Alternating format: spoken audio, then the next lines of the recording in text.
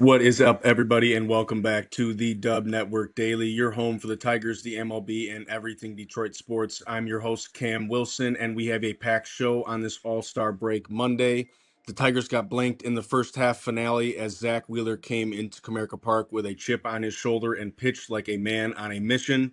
We will break down where the Tigers stand at the break, run through the rest of the Tigers draft class, recap the futures games, take our final first lap around the league, spotlight a hitter chasing something we have not seen in over a decade, and preview tonight's home run derby, which might be one of the most stacked derby setups in years.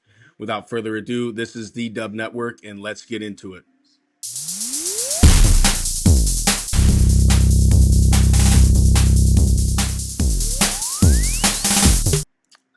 Sunday afternoon at Comerica Park, the Phillies shut out the Tigers. Final score 5-0. Philadelphia takes the rubber match and the series 2-1, and the Tigers head into the All-Star break at 44 wins and 52 losses. Attendance at Comerica Park was 35,065, and the game moved along at 2 hours and 44 minutes. This one was billed as a heavyweight pitching duel, as I mentioned in my last video, Tarek Skubal against Zach Wheeler, and Wheeler really turned it into a statement. Remember, going back also to last video, Wheeler declined the late All-Star replacement invite on Friday, saying he was not going to be the fifth option. So this was his All-Star start, and he pitched like it: 6 innings, 2 hits, no runs, 2 walks, and 10 strikeouts on 96 pitches. He improves to 10-1 with a 2.13 ERA. Since early June, Wheeler is 6-0 with a 2.01 ERA and 68 strikeouts over his last 8 starts. He leaned heavily on his splitter Sunday, throwing it nearly twice as often as usual, and the Tigers had no answer for it. Skubal was good, not great. His line: 5 innings, 4 hits, 2 runs, 1 walk, 5 strikeouts, 93 pitches. He falls to 5-5 with a 3.09 ERA, and this is where the game kind of turned. In the third, JT Realmuto got hit by a pitch leading off, and Kyle Schwarber cashed him in a 2-out RBI single, 1-0 Phillies. And then in the sixth, Bryce Harper led off with a 10-pitch battle that ended in an infield single. And that bat cashed Skubal from the game. Kiter Montero came on. The Phillies kept chipping with a couple of infield hits, and then Realmuto cleared the bases with a 3-run double. Bryson Stott added an RBI single that survived a replay challenge, and just like that, it was 5-0, 4 runs in that inning, and honestly, a lot of it was soft contact and bleeders that kind of found some grass. Baseball can be cruel like that sometimes. Credit where it is due. Montero gave the Tigers 3 innings of relief with 5 strikeouts and kept the bullpen fresh heading into the break. My personal opinion, I would kind of like to see him in a starting role a little bit more, maybe sharing some time with Troy Melton when possible. But Kiter has been pretty reliable this year, and as a young arm, I'd like to see how he fits in more, maybe not just in the bullpen. Offensively, there is no way to sugarcoat it. The Tigers managed 2 hits, a single by Riley Green and a single by Zach McKinstry, and they struck out 13 times as a team. They did not get a runner past second base. Spencer Torkelson, Kerry Carpenter, Matt Vierling, and James Outman combined to go 0 for 11 with 8 strikeouts. After the game, Skubal said he wants to finish his inning and pride himself on pitching deep, but that he has always respected AJ Hinch's decisions. And here's a note Tigers fans will love: Skubal is not going anywhere for the break. He said he wants to stay in Detroit to get his work in and stay on his routine. The grind does not stop for him. And there was also some news that came out yesterday of him mentioning to some friends or something, basically saying publicly that, of course, he would like to stay in Detroit around the trade deadline and hopes he does not get traded. So we'll see how that plays out. So zooming this out, because the first half was really a tale of 2 seasons. The Tigers were 22-38 at the end of May, as we know. Since June 1st, they are 22-14, one of the best records in the American League in that stretch. The rotation is a 3.50 ERA, top 5 in baseball, and allows the fewest homers per nine in the league.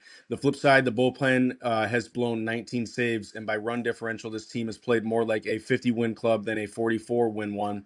At the break, they sit at fourth in the AL Central, 6.5 games back in the division, and 3.5 games back of the final wild card spot. With the trade deadline on August 3rd, the next 3 weeks will tell us a lot more about this team, and we'll be able to hopefully get a direction on where they are going. One more Tigers note before we move on, because this one is kind of history. Kevin McGonigal just broke Aaron Judge's rookie record for games reaching base multiple times before the All-Star break. McGonigal did it 53 times in the first half. Judge set the old record of 52 back in 2017. A 21-year-old shortstop, rookie shortstop, seems like he's peaking right now, and to match or beat Judge in getting on base is a very nice feat. He will be at the All-Star game, as we know, tomorrow night, and we will talk a little bit more about that in a bit. Moving on to segment 2, draft day. The draft wrapped up Sunday, and the Tigers finished out their 2026 class. We covered day 1 yesterday, headlined by Coastal Carolina righty Cameron Flukie at pick 22.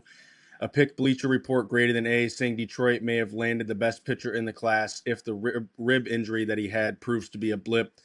Day 2 brought some fascinating names. Round 4, pick 125, Dominic Pellegrin, a 19-year-old prep shortstop out of Holy Cross High School in Louisiana.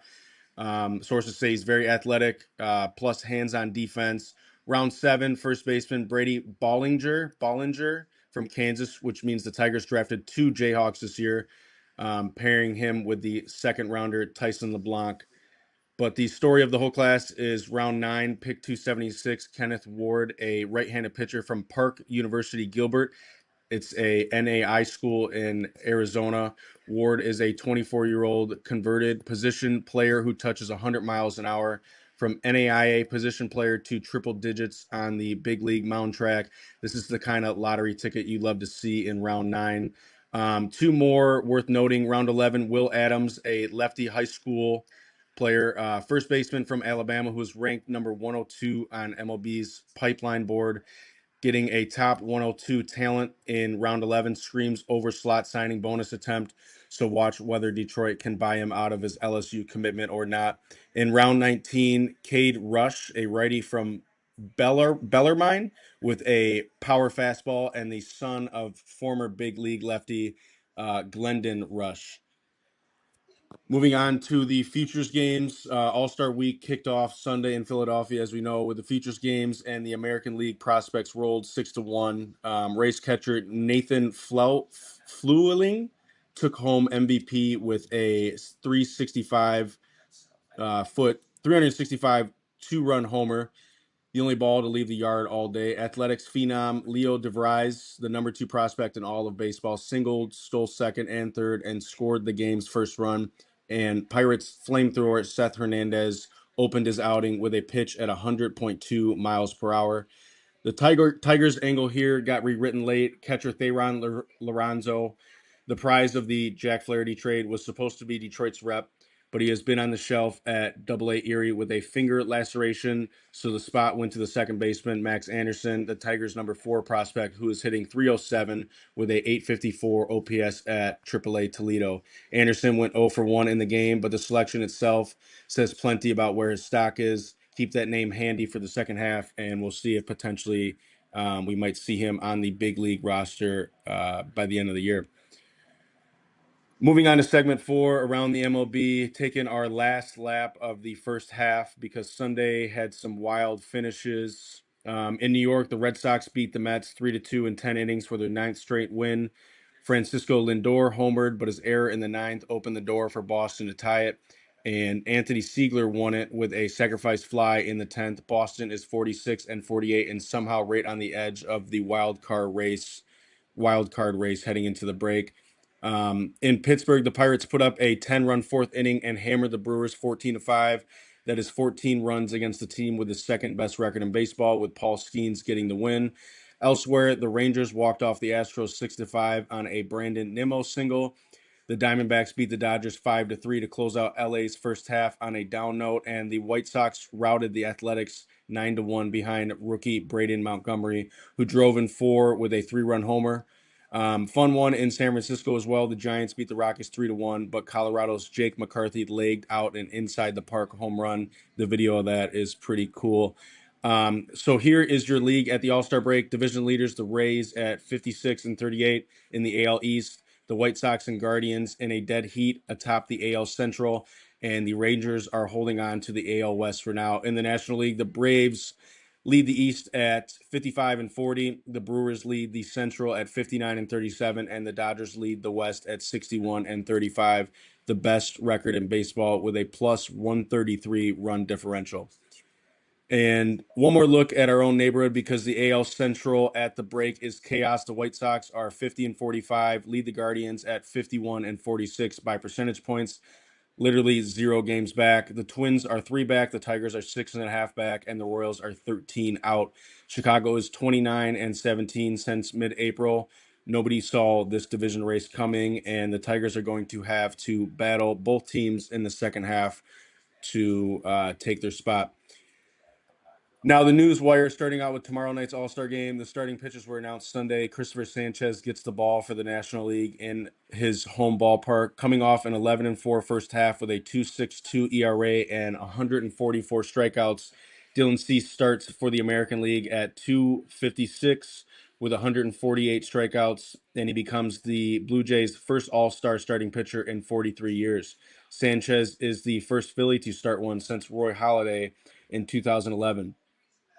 A little bit more from around the league. Shohei Ohtani is skipping the All-Star game entirely to rest his left knee inflammation. He had it drained and injected. No surgery is needed, apparently, and he kept hitting through the weekend. Aaron Judge is still out with that fractured rib. He was replaced on the AL roster by Boston's Rafaela. And Brewers ace Jacob Mizorowski, who leads all of baseball with a 1.62 ERA and 167 strikeouts, was scratched from the All-Star game with arm fatigue. Milwaukee says no injured list stint is expected, but that is a situation that the entire NL Central is watching, of course. He is very exciting to watch this year. On the rumor front, with the deadline 3 weeks out on August 3rd, as we know and keep talking about, Bob Nightingale reports the Rays plan to be aggressive buyers. And yes, they have been loosely connected to every big name out there, including the big lefty in our own dugout, but there is nothing new or credible on that. The Mariners are reportedly shopping Luis Castillo, and the Orioles are eyeing a partial sell-off with names like Taylor Ward and Trevor Rogers floating around. Buckle it up. It is going to be a fun deadline season. Moving on to our player spotlight for today. Today's player spotlight, and at the halfway checking point, it has to be Houston's Yordan Alvarez, because he is chasing something baseball has not seen since Detroit's own Miguel Cabrera in 2012, a triple crown. Here's the case at the break. Alvarez leads the American League with 31 home runs. He leads the American League with 70 RBIs, and he is hitting .318, second in the batting race behind Tampa Bay's Yandy Diaz at .329. 2 legs of the crown locked down and 1 within reach, and the underlying numbers are even scarier as well. Alvarez leads the majors in on-base percentage, slugging, and OPS, sitting north of 1,050. He already broke Lance Berkman's Astros franchise record for homers before the break. He is the AL MVP favorite as of now. He is starting at DH for the American League tomorrow night. And if that batting average climbs 11 points in the second half, we are watching history again. Cabrera was the last man to do it right here in Detroit 14 years ago. Keep your eyes on this all summer. Quick spin around the rest of Detroit sports. The Pistons Summer League squad got in the win column Sunday in Vegas, beating the Cavaliers 103-94 to even up at 1-1. Chaz Lanier caught fire with 25 points and 7 3-pointers. Bryce Williams added 21, and rookie Ibuka Aquare followed up his 20-point debut with 14 points, 6 assists, and 7 steals. This kid is everywhere defensively so far. Detroit hit 16 threes as a team, So looking good. They are right back at it today at 4 p.m. Eastern time against the Knicks on Prime Video. So you can watch some Pistons summer basketball and then flip over to the Derby. Quick Red Wings note too. Victor Arvidsson is officially in the fold on a 2-year deal, reuniting with Todd McClellan, and development camp is rolling in Detroit this week. Looking ahead at the what's coming up and the Derby preview tonight, as we know, is the Home Run Derby from Citizens Bank Park in Philadelphia, 8 p.m. Eastern, streaming on Netflix. Here is your field of 8 hometown heroes: Kyle Schwarber, the MLB home run leader with 32, and Bryce Harper with 20. Tampa Bay's Junior Caminero, last year's runner-up, with 26. Ben Rice of the Yankees with 25. Jordan Walker of the Cardinals with 21. Wilson Contreras of the Red Sox with 20. Chicago's Munetaka Murakami with 20. And Kansas City's Jack Caglione with 14. The format this year is new, as we talked about a little bit yesterday. There's no clock. Every hitter gets 20 swings in round 1, and then 15 in the semis and the final. And if you homer on your last swing, you keep going until you miss. The top 4 advance to head-to-head rounds, and the winner takes home $1 million. Vegas likes the odds on Schwarber as the favorite, and history says watch out for the hometown lefties. Citizen Bank is one of the friendliest parks in baseball for left-handed power, and this is the first Derby ever with 2 hometown teammates in the field. One more wrinkle: Harper actually beat Schwarber in the 2018 Derby final in Washington. 8 years later, the rematch could happen in the building they share. Then tomorrow night, the 96th All-Star Game, 8 p.m. Eastern time on Fox, with 3 Tigers in the mix. Riley Green starting in the outfield, Dylan Dingler behind the plate, and Kevin McGonigal, who gets to play this one basically in his backyard, not too far from where he grew up. He grew up in Alden, Pennsylvania, about 20 minutes from Citizen Bank Park. And the Tigers themselves are back Friday night, opening the second half out west against the Angels at 9:38 Eastern, the start of a 6-game road trip through Anaheim and Wrigley Field. That's the show for this All-Star Break Monday. Enjoy the Derby tonight. Keep an eye out on those hometown lefties. And we might do a Derby / All-Star Game recap tomorrow, but we might be a couple days without some videos just until the second half of the regular season starts rolling again. If you are enjoying the show, do us a favor. Do me a favor. Like the video, subscribe, drop a comment with your Derby pick. Share it with the Tigers fans who needs a reason to smile at the break. Clips are up, starting to get posted on TikTok, Instagram, X, and Facebook. This has been Cam Wilson with the Dub Network. Thank you, and see you tomorrow, or if not, in the next video in the next couple days. Thank you.